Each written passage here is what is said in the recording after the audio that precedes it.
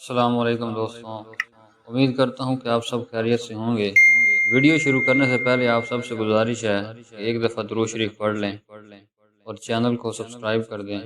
اس video میں ہم امام الانبیاء، سید المرسلین، سرکار دو جہاں، فخر دو عالم، خاتم النبیین حضرت محمد مصطفیٰ صلی اللہ علیہ وآلہ وسلم کی ولادت باسعادت کا تذکرہ کریں گے۔ ملک شام کا ایک یہودی مکہ سے کچھ فاصلے پر رہتا تھا۔ وہ جب بھی کسی کام سے مکہ آتا، وہاں کے لوگوں سے ملتا تو ان سے کہتا، بہت قریب کے زمانے میں تمہارے درمیان ایک بچہ پیدا ہوگا، سارا عرب اس کے راستے پر چلے گا، اس کے سامنے ذلیل اور پست ہو جائے گا، وہ عجم اور اس کے شہروں کا بھی مالک ہو جائے گا۔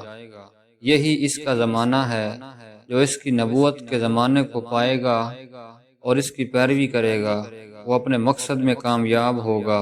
جس خیر اور بلائی کی وہ امید کرتا ہے وہ اس کو حاصل ہوگی، اور جو شخص اس کی نبوت کا زمانہ پائے گا مگر اس کی مخالفت کرے گا، وہ اپنے مقصد اور آرزو میں ناکام ہوگا۔ مکہ معظمہ میں جو بھی بچہ پیدا ہوتا، وہ یہودی اس بچے کے بارے میں تحقیق کرتا اور کہتا، ابھی وہ بچہ پیدا نہیں ہوا۔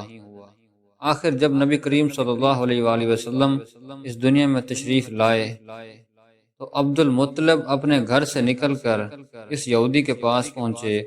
اس کی عبادت گاہ کے دروازے پر پہنچ کر انہوں نے آواز دی۔ اس نے پوچھا، کون ہے؟ انہوں نے اپنا نام بتایا۔ پھر اس سے پوچھا، تم اس بچے کے بارے میں کیا کہتے ہو؟ اس نے انہیں دیکھا، پھر بولا، ہاں تم ہی اس بچے کے باپ ہو سکتے ہو، بے شک وہ بچہ پیدا ہو گیا ہے جس کے بارے میں نے تم لوگوں سے کہا کرتا تھا۔ وہ ستارہ آج طلوع ہو گیا ہے جو اس بچے کی پیدائش کی علامت ہے، اور اس کی علامت یہ ہے کہ اس وقت اس بچے کو درد ہو رہا ہے، یہ تکلیف اسے 3 دن رہے گی اور اس کے بعد یہ ٹھیک ہو جائے گا۔ راہب نے جو یہ کہا تھا کہ بچہ 3 دن تک تکلیف میں رہے گا، تو اس کی تفسیر یہ ہے کہ آپ نے 3 دن تک دودھ نہیں پیا تھا، اور یہودی نے جو یہ کہا تھا کہ ہاں آپ ہی اس کے باپ ہو سکتے ہیں، اس سے یہ مراد ہے کہ عربوں میں دادا کو بھی باپ کہا جاتا ہے، اور نبی کریم صلی اللہ علیہ وآلہ وسلم نے ایک بار خود فرمایا تھا، میں عبد المطلب کا بیٹا ہوں۔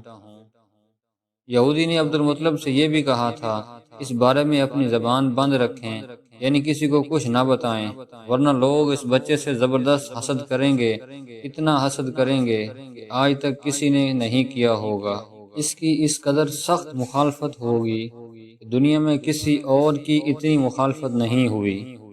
پوتے کے متعلق یہ باتیں سن کر یہودی نے عبد المطلب سے یہ بھی کہا تھا کہ اس بارے میں اپنی زبان بند رکھیں، یعنی کسی کو کچھ نہ بتائیں، ورنہ لوگ اس بچے سے زبردست حسد کریں گے، اتنا حسد کریں گے کہ آج تک کسی نے نہیں کیا ہوگا۔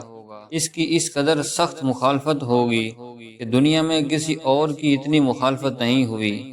پوتے کے متعلق یہ باتیں سن کر عبد المطلب نے ایس سے پوچھا، اس بچے کی عمر کتنی ہوگی؟ یہودی نے اس سوال کے جواب میں کہا، اگر اس بچے کی عمر طبی ہوئی تو بھی 70 سال تک نہیں ہوگی، بلکہ اس سے پہلے ہی 61 یا 63 سال کی عمر میں وفات ہو جائے گی، اور اس کی امت کی اوسط عمر بھی اتنی ہی ہوگی۔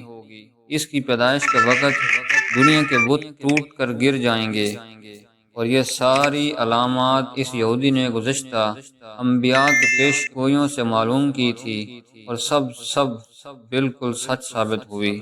اور آخر کار ہمارے پیارے نبی حضرت محمد صلی اللہ علیہ وآلہ وسلم ملک عرب میں پیدا ہوئے۔ اسی سرزمین پر پہلے بھی انبیاء کرام مبعوث ہوتے رہے ہیں۔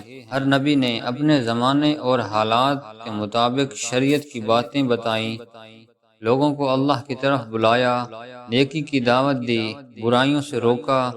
آخر میں ہمارے نبی حضرت محمد صلی اللہ علیہ وآلہ وسلم مبعوث ہوئے۔ آپ نے بھی وہی تعلیم دی جو سابقہ نبیوں نے دی۔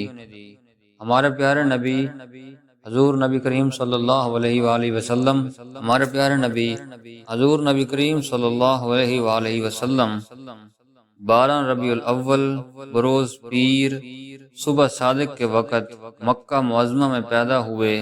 بچے کا نام محمد رکھا، ایسا نام عرب میں کسی نے نہیں رکھا۔ آپ صلی اللہ علیہ وآلہ وسلم جس زمانے میں پیدا ہوئے اسے عام الفیل کہا جاتا ہے۔ فیل کے معنی ہاتھی کے ہیں۔ یمن کا بادشاہ ابرہ کعبہ پر حملہ کرنے کی غرض سے آیا تھا۔ فوج کے سپاہی ہاتھیوں پر سوار تھے۔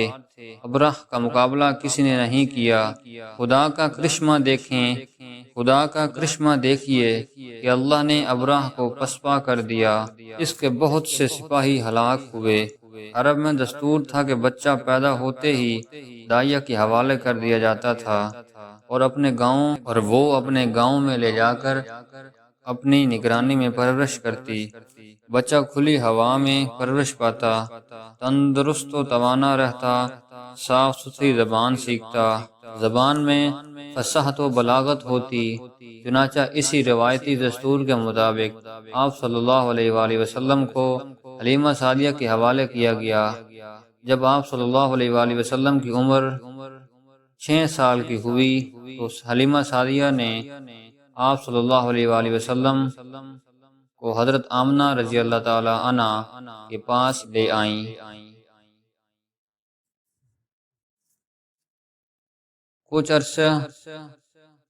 کچھ عرصہ بعد حضرت آمنہ رضی اللہ تعالیٰ عنہ کا انتقال ہو گیا۔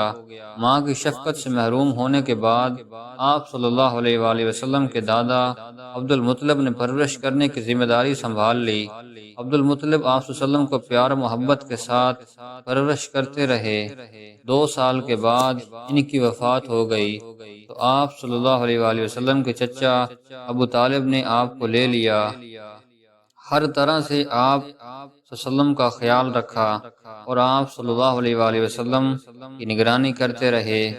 جب آپ کچھ سمجھدار ہوئے تو تجارتی سفر میں ابو طالب کے ساتھ جاتے اور آپ صلی اللہ علیہ وآلہ وسلم بکریاں بھی چراتے تھے۔